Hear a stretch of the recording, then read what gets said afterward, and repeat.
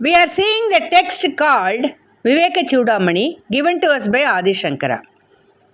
The title which is given to the verses from 83 to 86 is Fascination for Body Criticized. And for today's discussion, we are entering into verse number 85. After offering our salutations and respects to our Acharyas, through whom we got this text, we will look into the verse number 85.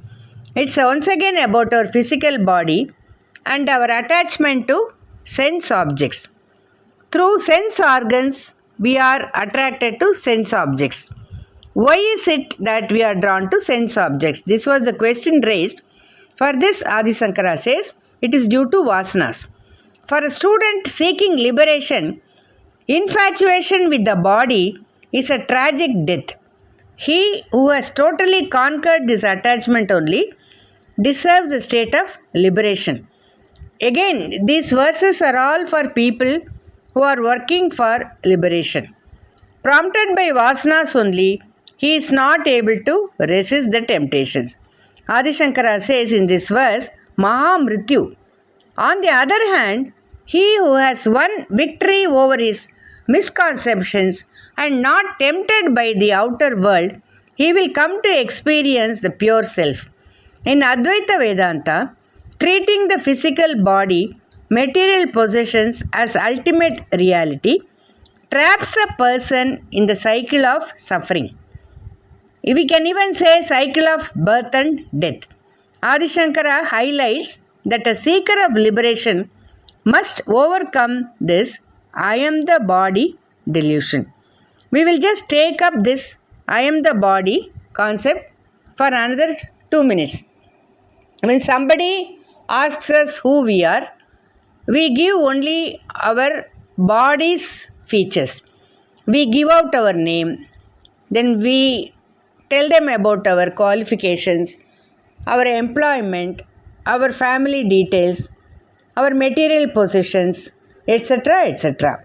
But do we anytime realize because of what birth happens and what is responsible for birth to happen and what goes after the body goes? Body does not go, body is very much there after death also, but something from the body goes away. So these verses will trigger us to examine this kind of situation when we come across in our lives. Because of what birth happens, because of what death happens, and what goes from the body after death. In this connection, a few Mahans belonging to Tamil culture have given some examples. One particular Mahan belonging to Tamil culture says, whenever we visit a house where death has happened, he says, Nadai Pinam. People who go there and see, he calls them as Nadai Pinam. And the name for the dead body is called Pinam in Tamil. So to see that Pinam, that is dead body, people who are walking or who are going to see the dead body, he calls them as Nadai Pinam. That is, we are all almost dead bodies today or tomorrow.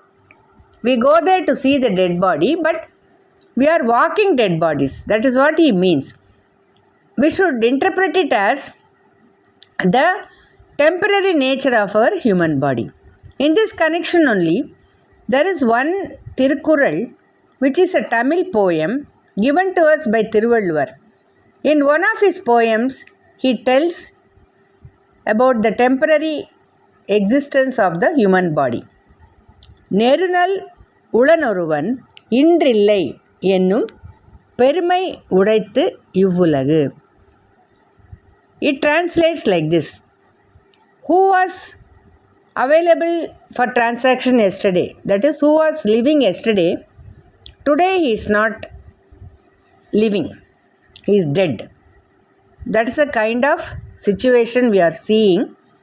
And this talks once again about the temporary nature of our human body. So with this, verse number 85 ends, and definitely it will trigger a lot of contemplation for the people who are seekers.